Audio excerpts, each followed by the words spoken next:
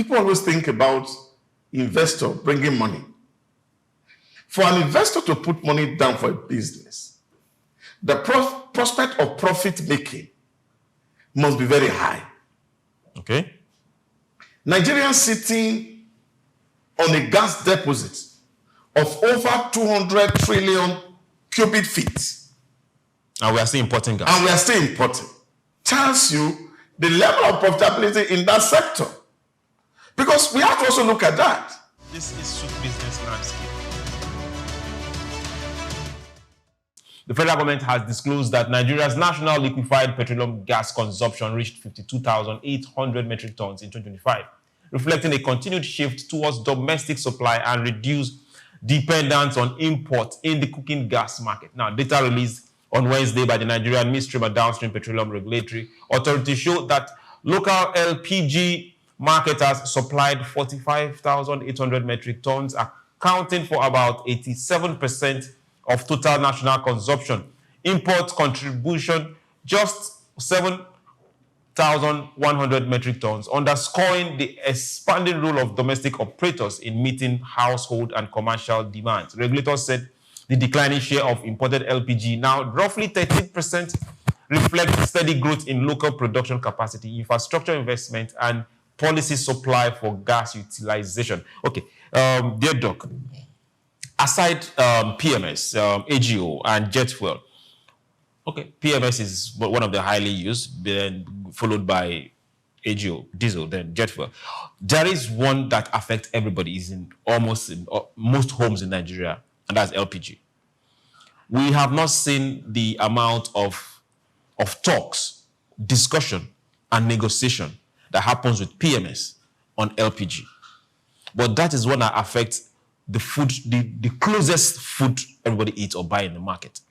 And that particular price has really hit hard, especially in 2025, where we had to buy LPG for as much as 2,100 naira per kg last year.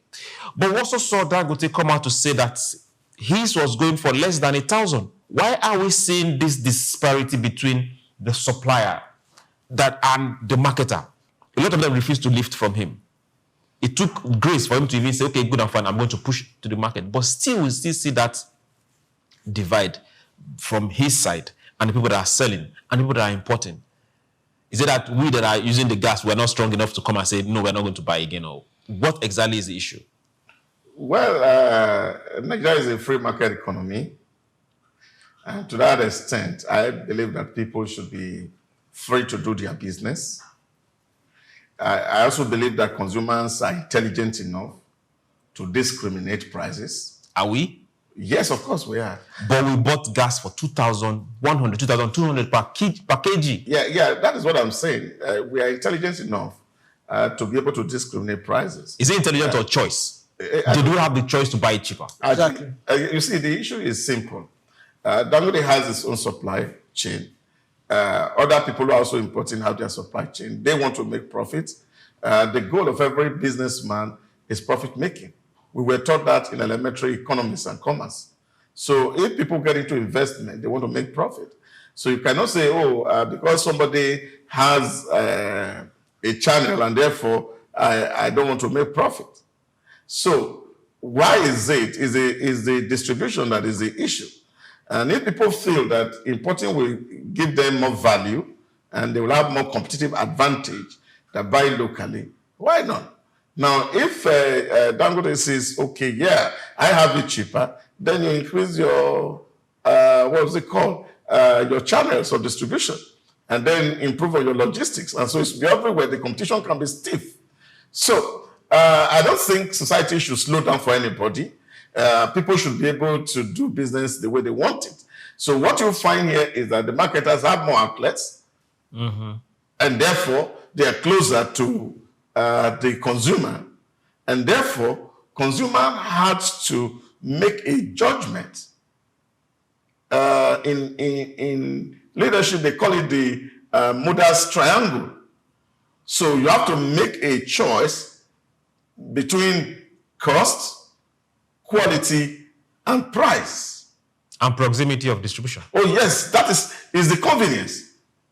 So if you are selling something at maybe 10 kilometers away, where I would need to take a cab that will charge me like 25,000 to go there and buy gas for just 200 naira less, I can buy near my house and I make some savings rather than stress myself to go a distance looking for something that is cheaper. That's why I say to you, consumers can discriminate. They are intelligent enough to be able to see what is adding value and the things that are not adding value. And therefore, nobody should cry foul because you have the option.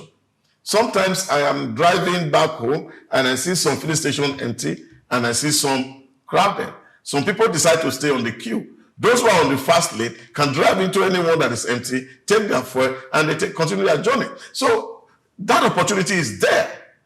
And I think that it should remain so, in my thinking.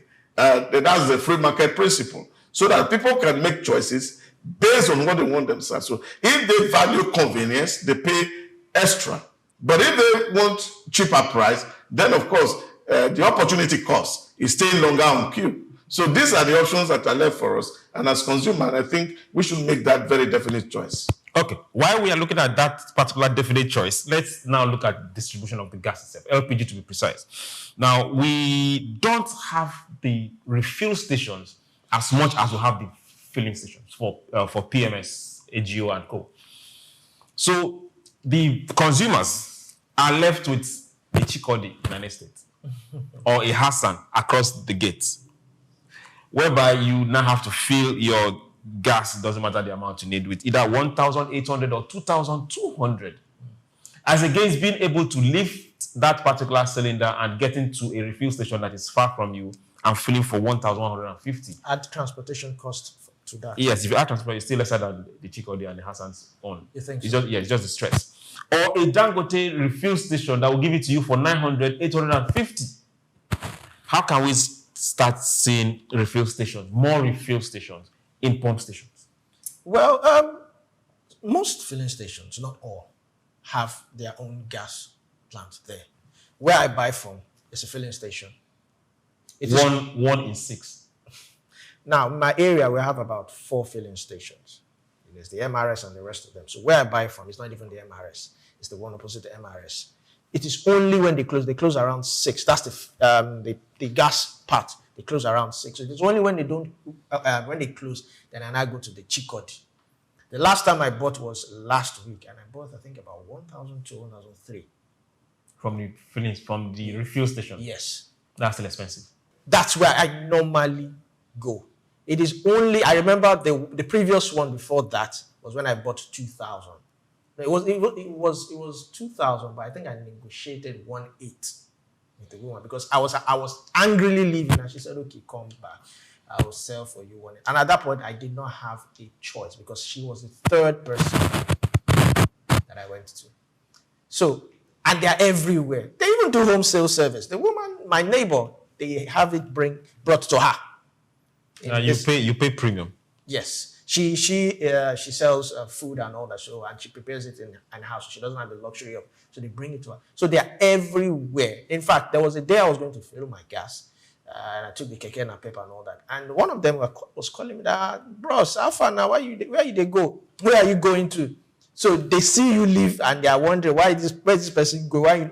So it's just like Doctor said, it's a matter of convenience and the urgency of it.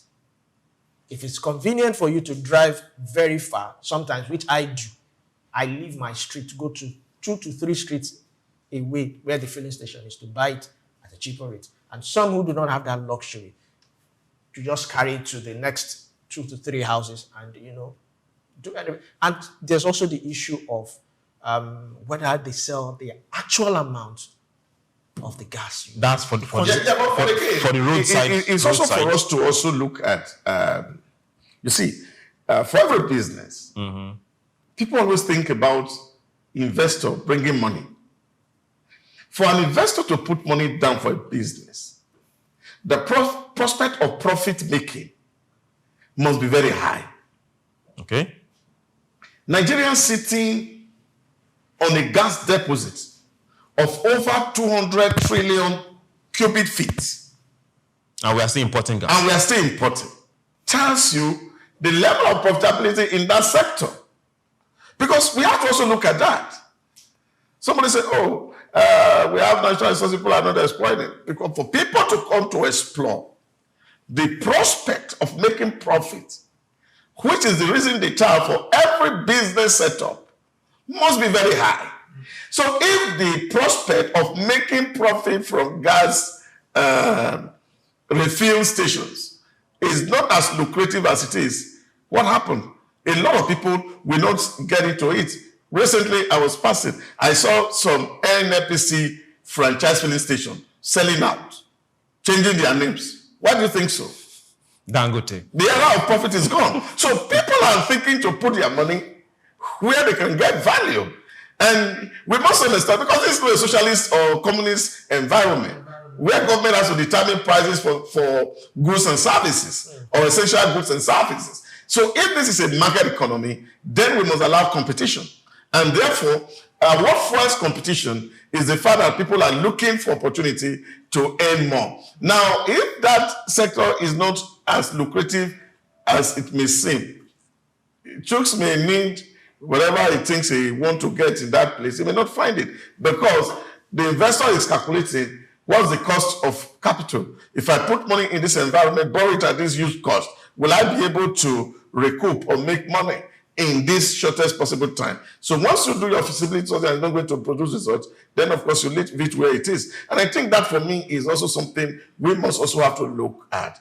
So if you create a competitive environment around your resource where the forces of demand and supply will determine what price people pay, then of course you're going to find more investment in that kind of climate. If you, again, I go back to where Donald Trump was yesterday, while he was speaking about Venezuela. And he said, what they have not been able to earn in oil in 20 years, that with this new development that's happening in Venezuela, in 6 months, they're going to earn it. A lot of people are not interested because the market is still regulated, and then the people will benefit ultimately. And that will lead to a reduction in the price of gallon of petrol or gas. So what that means is that if the market environment, the ecosystem, is not conducive for profit making, you will not see investment. And I think we must also have to look at those areas. So if you want to buy at 900, or you want to buy at even 100, you can do the investment. Okay.